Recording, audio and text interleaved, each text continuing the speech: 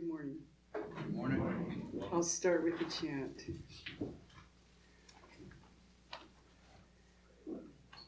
Om Asato Ma Sadgamaya Tamaso Ma Jyotirgamaya Mrityorma Mritam Gamaya Avir Maiti Rudro Yakte Dakshinam Mukam Te Namam Pahinityam Om Shanti Shanti Shanti. From the unreal, lead us to the real. From darkness, lead us unto light.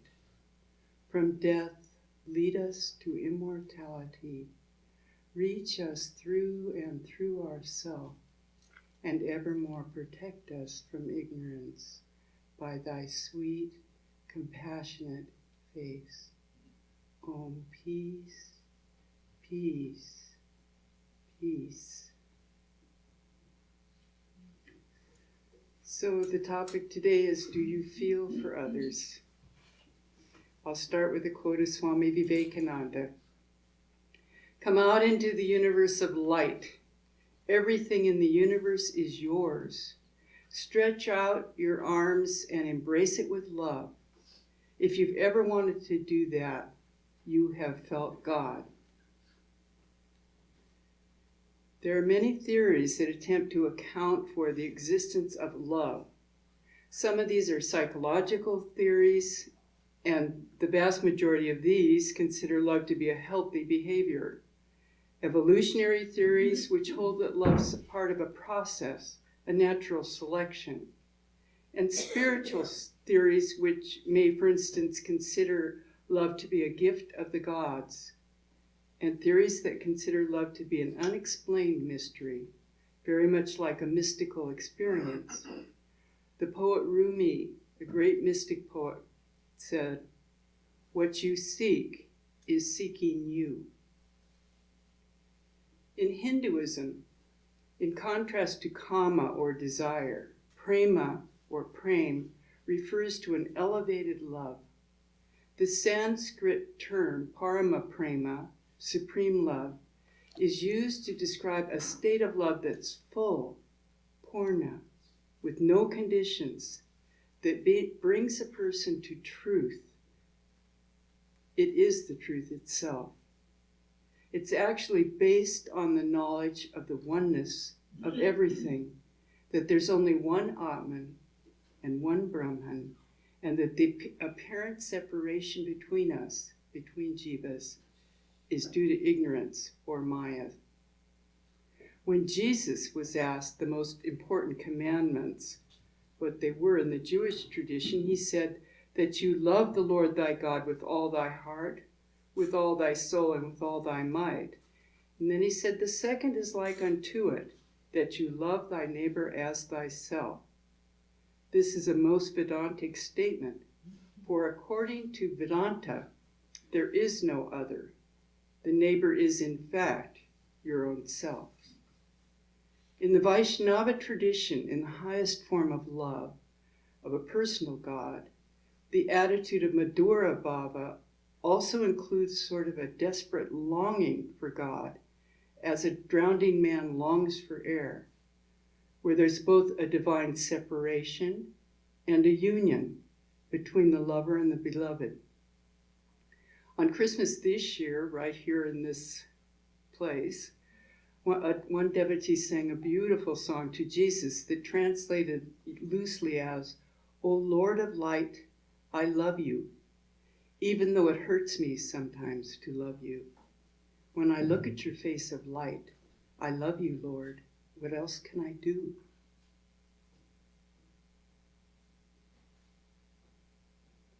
This expresses the longing of the devotee for God. It's an irresistible attraction between the lover and the beloved. In the Bhagavad Gita in chapter 6, Sri Krishna says, He who burns with the bliss and suffers the sorrow of every creature within his own heart, making his own each bliss and each sorrow, I hold him to be the highest of all yogis. So Krishna himself teaches that this feeling for others is present in the most advanced yogis. And of course, the Bodhisattva ideal in Mahayana Buddhism also involves the complete renunciation of oneself in order to take on the burden of suffering of the whole world. The strongest motivation one has in order to take up the path of the Bodhisattva ideal is the idea of salvation for all, which includes unselfish, altruistic love for all sentient beings. Karuna, another Sanskrit term, is said to mean compassion or mercy, and it compels one to want to help to reduce the suffering of others. All the best human beings, all the Buddha-like qualities, like sharing, readiness to give comfort, sympathy, concern, and caring, all are manifestations of compassion. You will notice also that the compassionate person cares, and the love toward others that he has its origin in a care and love for himself, for he knows that he's not separate from the other. We can only understand others when we really understand our own self. We will know what's best for others when we know what is best for ourselves. We can feel for others when we know what is inside ourselves. So in Buddhism, one's own spiritual development blossoms quite naturally into a concern for the welfare of others. Our compassion is our Buddha seed or Buddha nature, our potential to become Buddha. And it is because all living beings possess this seed that they will eventually all become Buddhas. A recent study has shown that when people are getting close to dying, what they actually want to talk about is love. They want to talk about their families and giving and caring and forgiveness and love. When our family and friends suffer, it's easy for us to develop a kind of compassion for them. But we find it far more difficult to feel love and sympathy for people when we find someone doing some unpleasant action or for a stranger. Furthermore, we feel compassion for those who are experiencing manifest pain, but not for those who are enjoying good conditions, and especially not for those who are engaged in harmful actions. If we genuinely want to realize our potential for feeling compassion and attaining full enlightenment, we have to increase the scope of our compassion until it embraces all living beings without exception. Just as a loving mother feels compassion for all her children, irrespective of whether they're behaving badly or well. This universal compassion is the heart of Mahayana Buddhism. Swamiji also said one of the special objects of his adoration was, as he put it, "My God, the wicked." This is the mother's heart, which includes all and loves all equally. Holy Mother once said, "The person who does not feel my compassion is unfortunate indeed." There's a song that goes like this: Holy Mother, abode of compassion, we worship thee, thou who art purity. At thy holy feet receive our adoration. Holy Mother, abode of compassion. But compassion isn't just feeling sorry for somebody.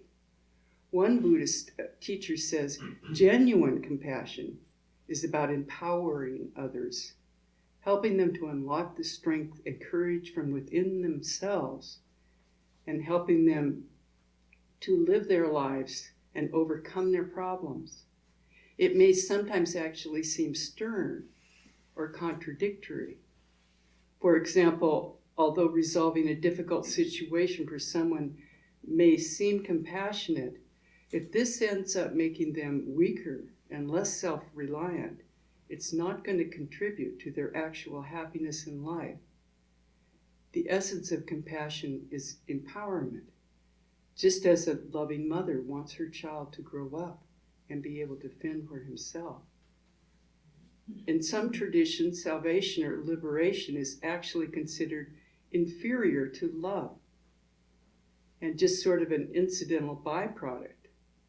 Being absorbed in love for God is considered to be the perfection of life. Ramakrishna once asked Swamiji what he wanted, and he said he wanted to go into that blissful state and periodically come back and take a little food and then go back into that state. And Ramakrishna scolded him heartily. He said, that's very selfish. Later, Swami Vivekananda said he would be born again and again as long as there were suffering souls here. But in Buddhism as well as Hinduism, sacrifice doesn't necessarily mean pain. If it's done with love, it actually brings joy. This is the great key. Listen to these words of a conversation with the Dalai Lama.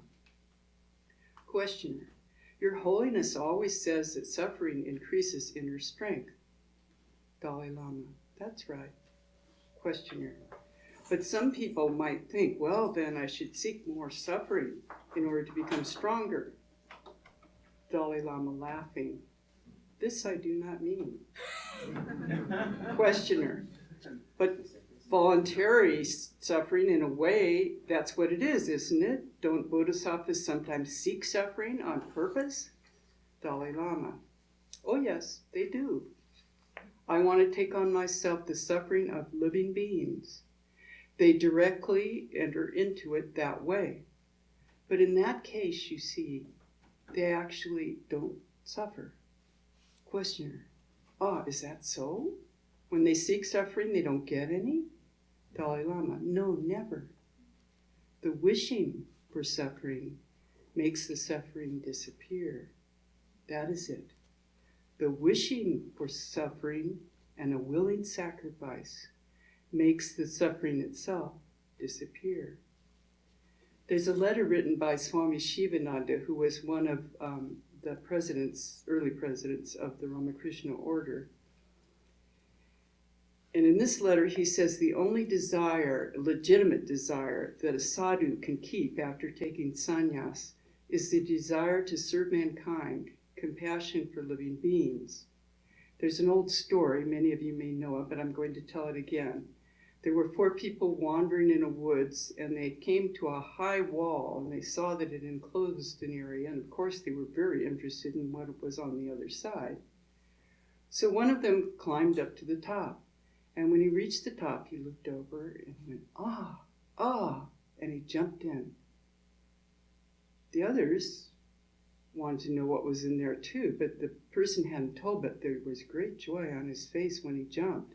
So the second man went up and he did the same thing. He got to the top, he looked in and he said, ah, and he jumped in. Third man, same thing. But the fourth man thought about it and he thought, I really want to be able to tell other people what's in there. And I can see this is likely that I'm going to jump too. So he tied a rope to a tree and tied it around his own waist, and he climbed up to the top. And of course, he too wanted to jump when he saw how wonderful it was.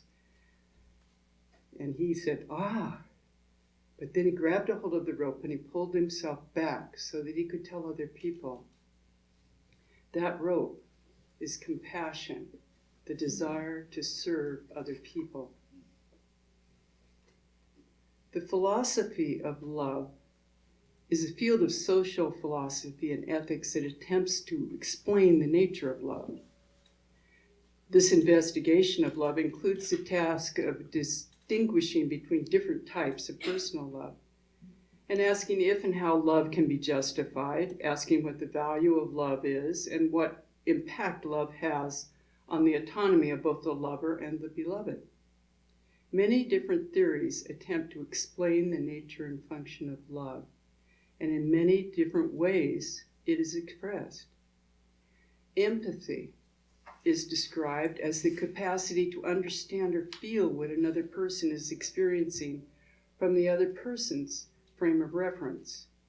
That is, the ability to put yourself in the other person's position. Empathy is seeing with the eyes of another, listening with the ears of another, and feeling with the heart of another. There are many definitions for empathy which encompass a broad range of emotional states. Types of empathy also vary.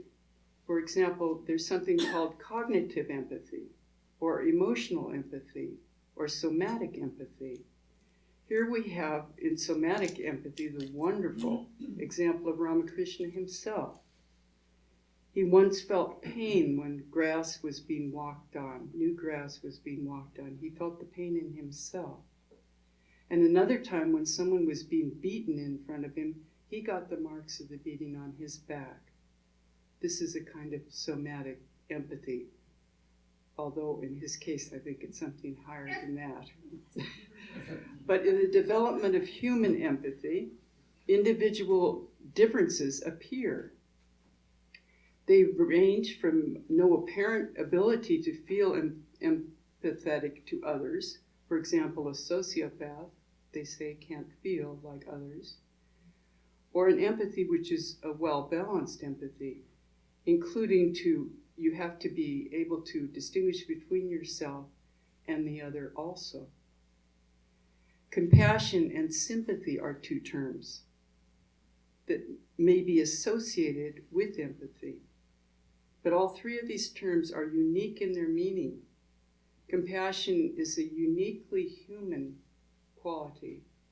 It's made up of two words, co or come, together, and passion meaning a strong feeling. And this is what compassion is. When we see someone in distress, we feel their pain as though it's our own, and we strive to eliminate that pain. This is compassion. It means to suffer together. Among emotional researchers, it's defined as the feeling that arises when you're confronted with another's suffering and feel motivated to relieve that suffering. But it also can be mixed with love. The mother's heart is a compassionate heart. Compassion is not the same as empathy or altruism, though the concepts are really related. While empathy refers more generally to our ability to take a perspective of and feel the emotions of another, compassion, according to some, is when those feelings and thoughts include the desire to help. Altruism, in turn, is the kind, selfless behavior often prompted by feelings of compassion, though one can feel compassion without acting on it, and altruism isn't always motivated by compassion.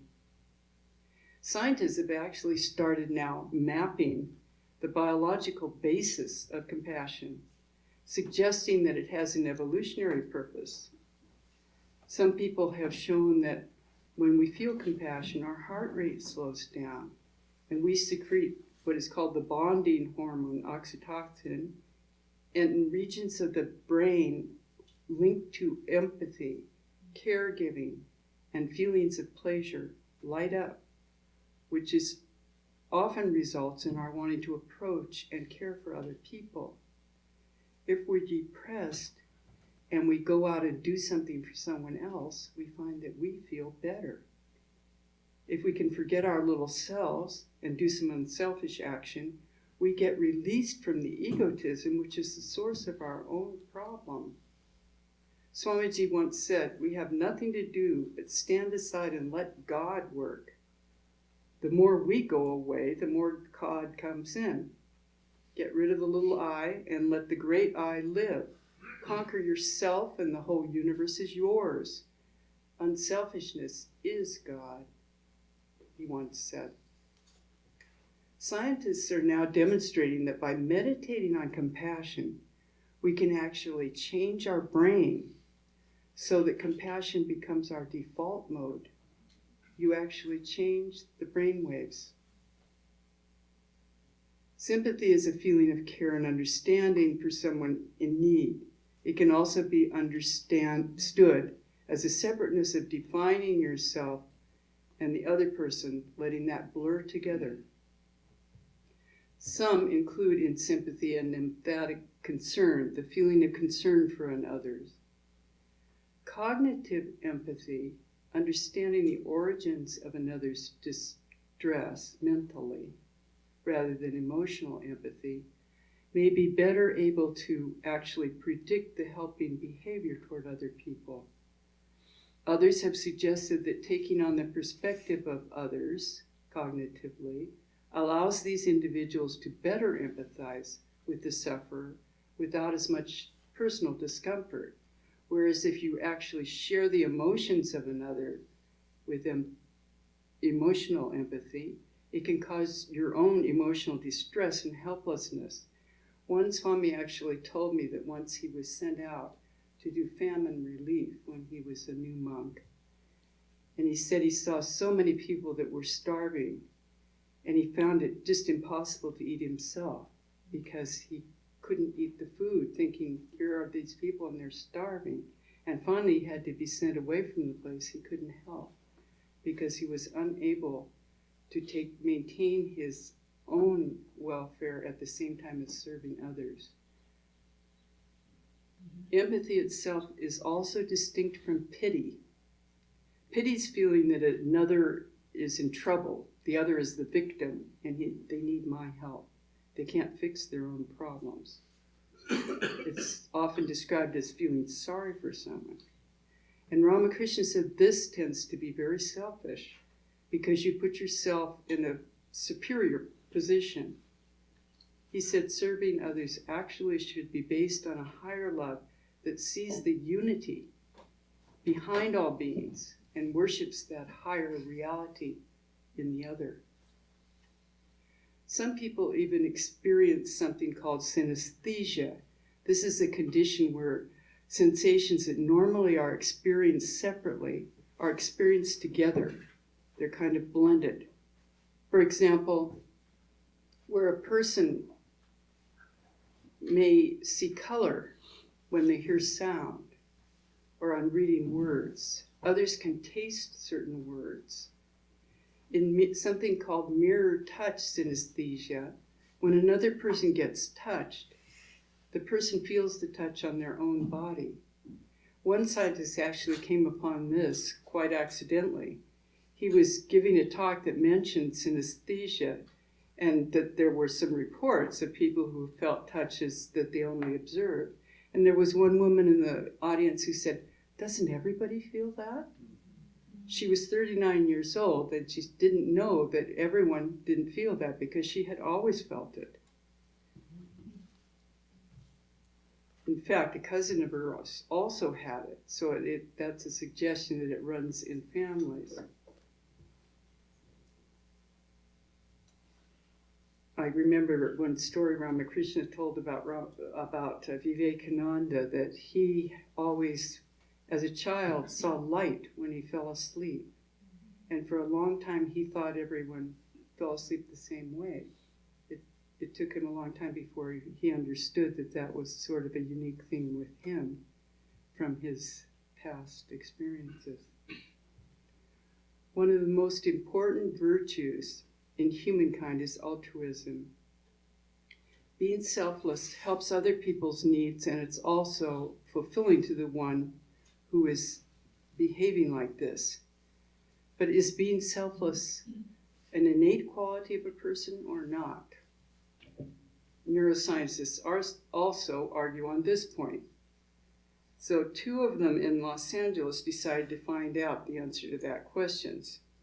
And they published something called human brain mapping.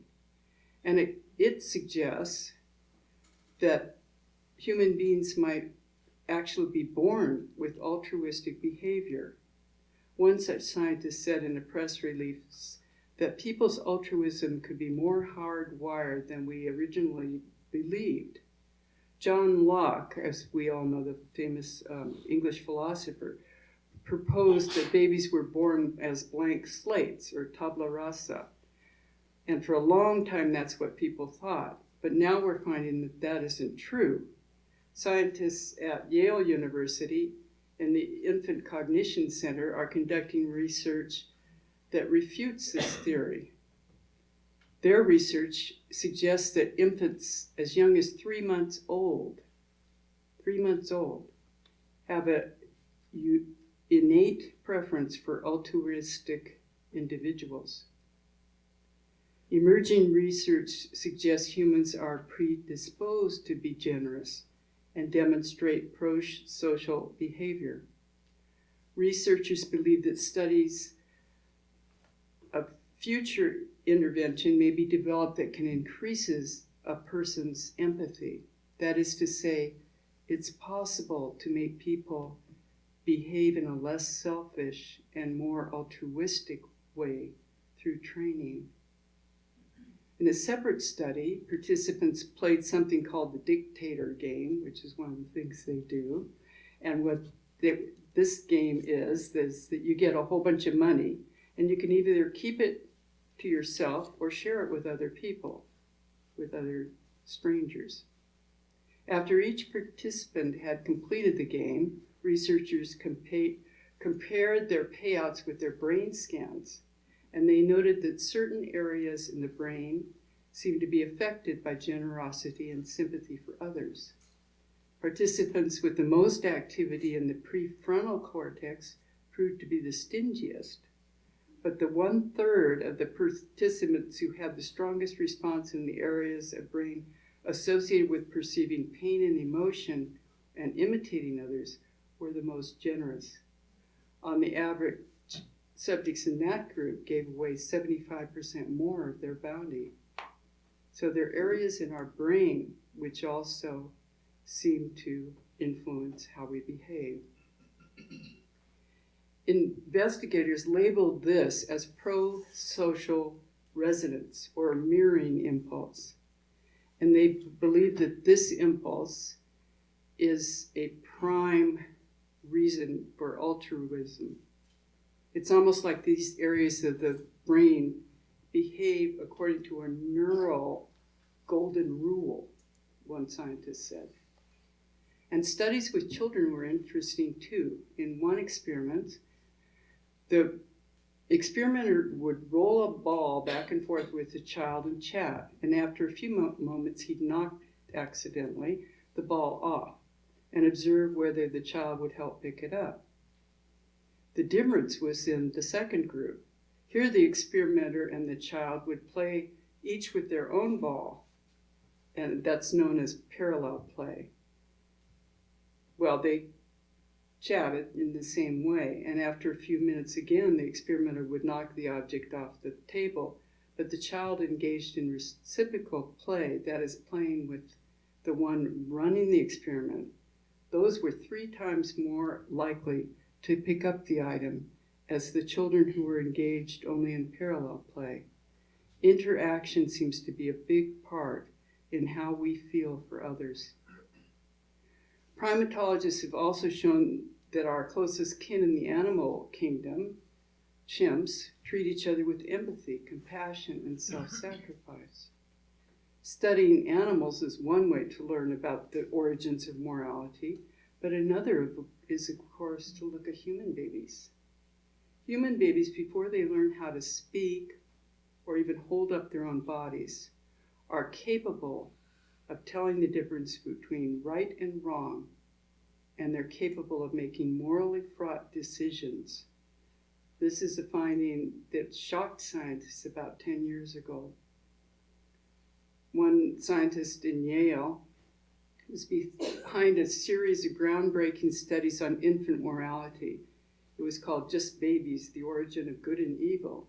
And it turns out that babies who are too young to have learned about morality have this innate moral sense. On top of that, they show a basic disposition to goodness. They're not the little monsters that many people thought they were. Without prodding, for instance, infants started sharing after they're 6 months old. And when they're a little bit older than that, toddlers will help a stranger in need. In one study, a toddler was in a room with their mother when a stranger walked in with their hands full. And the stranger walked to the closet to open the door, but he couldn't manage it. And as this drama was unfolding, no one looked at the toddler or encouraged him to do a thing. Yet about half of all the infants spontaneously got up and walked to the closet and opened the door for the person in need. And that's even more surprising because toddlers are usually very reluctant to approach an adult stranger at all. The child's a natural moralist who gets a huge helping hand from his biological makeup. But of course, nature is rounded out by the nurture. We're born with this innate moral sense, but it gets fine-tuned over time through learning. Jane Goodall did a lot of study with children and teaching things like empathy and altruism. Babies have a general appreciation of good and bad, but beyond this distinguishing between good and bad, young children also have an understanding of fairness and justice. In one version of this helping hindering study, one of the babies actually reached out and bopped the mean puppet on the head. Didn't like him at all.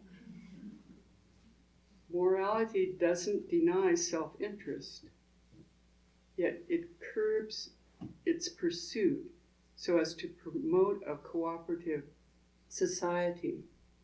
But just because human beings are born with a moral sense doesn't mean they're born good. There's a moral code, a moral core, but it's limited. We're also capable of evil. The line dividing the two cuts through the heart of every human being, wrote one scientist. From an early age, babies also show bias to their in-group. They're quick to separate the world into us and them. If they're raised by women, they prefer women's faces. If they're raised by a man, they prefer the face of a man. If they're raised by a Caucasian, they prefer white faces. But an Ethiopian baby prefers looking in an Ethiopian face rather than other nationalities. Sri Ramakrishna tells us that what we feel for our own family and our own people stems somewhat from a selfish motive. He calls it Maya. It binds us. Daya, or compassionate love for all, is not binding, but frees us. He says the highest love, prema, is based on the knowledge of the oneness of all. And it's the basis of the ideal of service that Swami Vivekananda talked about, worship of the living God. Swamiji tells us, Vedanta says there's nothing that is not God. It may frighten you, but you will understand it by degrees. The living God is within you, and we're building churches and temples and believing all sorts of things. The only God to worship is the human soul and the human body. And of course, all animals are temples too, but man is the highest, the Taj Mahal of temples. If I cannot worship in that, no other temple will be of any advantage. The moment I have realized God sitting in the heart of every human body, the moment I stand in reverence before every human being and see God in him, that moment I'm free from bondage. Everything that binds vanishes and I'm free. This is the most practical of all. Worship, he says. No doubt the Vedantin says that each must have his own path, but the path isn't the goal. The worship of God in heaven and all these things, they aren't bad, but they're only steps toward the truth and not the truth itself. They're good and they're beautiful, and sometimes wonderful ideas are there. But the Vedanta says at every point, my friend, him who you are worshiping as unknown, I worship as thee. He who you are worshiping is unknown and are seeking for throughout the universe has been with you all the time. You are living through him. He is the eternal witness of the universe. He whom the Vedas worship name more. He whom is always present is the eternal I. He existing, the whole universe exists. He is the light and life of the universe. If the I were not in you, you would not see the sun. Everything would be a dark mass. He shining, the whole world shines. By his light, all this is lighted, the Upanishads tell us. Unattached, yet shining in everything is love, the motive power for the universe, without which the universe would fall to pieces in a moment, and this love is God. Once when Swami Vivekananda and Alasinga and Girish Ghosh were talking about the Vedas, Swamiji went into kind of a reverie, and then Girish suddenly said, "Well, hear me please. A good deal of study you have made about Vedanta and the Vedas, but say, did you find anywhere in them a way for us out of these profound miseries in the country, all these wailings of grief, the starvation and suffering?" And he went on to paint a picture that was tragic about the society as it presently was. Swamiji remained perfectly quiet and speechless while he thought of these sorrows and miseries of his fellow men, and tears began to flow from his eyes, and seemingly to hide his feeling, he got up and left the room. Meanwhile, addressing the disciple, Girish said, "Did you see? What a great and loving heart. I don't honor your Swamiji for being a pundit versed in the Vedas. I honor him for his great heart, which just made him retire weeping at the sorrows of his fellow beings. Come out into the broad open light of day. Come out of the narrow paths. For how can the infinite soul rest content to live and die in small ruts? Come out into the universe of light," Swamiji tells us. Everything in the universe is yours. Stretch out your arms and embrace it with love. I've heard that there's one Roshi now living in Japan who is preaching that Swami Vivekananda's, he's preaching his ideas, and he considers Swami Vivekananda to have been a Buddha. You remember that passage in the sermon of Buddha, how he sent thoughts of love toward the north, toward the south, toward the east, toward the west, above and below, until the whole universe was filled with this love, so grand and great and infinite. Swamiji says, when you have that feeling, you have true personality. The whole universe is one person. Let go of little things. Give up the small for the infinite. Give up the small enjoyments for the infinite bliss. It is yours. For the impersonal includes the personal. So God is personal and impersonal at the same time. And man, the infinite, impersonal man, is manifesting himself as a person. We, the infinite, have limited ourselves into small parts, as it were. The Vedanta says that that infinity is our true nature, and it's never going to vanish. It will abide forever. But we limit ourselves by our karma. Break that chain and be free. You should trample the law under your feet. There is no law in human nature. There is no destiny, no fate. How can there be a law in infinity? Freedom is its watchword. Freedom is its nature, its birthright. Be free, and then have any number of personalities you want. Then we will play like an actor who comes on the stage. He plays the part of the beggar, but contrast him with the actual beggar who walks the street. The scene is perhaps the same in both cases. The words may even be the same, But what a difference. One enjoys his beggary while the other is suffering misery from it. This is the law. So long as we have no knowledge of our real nature, we're beggars. We're jostled about by every force in nature and made slaves by everything in nature. We cry all over the world for help, but help never comes. We cry to imaginary beings, and yet it never comes. But we still hope help will come. And thus in weeping and wailing and hoping, one life is past, and then again the same play goes on. Don't you remember what the Bible says? If you can't love your brother who you have seen, how can you love God who you have not seen? If you cannot see God in the human face, how can you see him in the clouds, or an image made of dull dead matter, or in mere fictitious stories? I shall call you religious from the day that you begin to see God in men and women.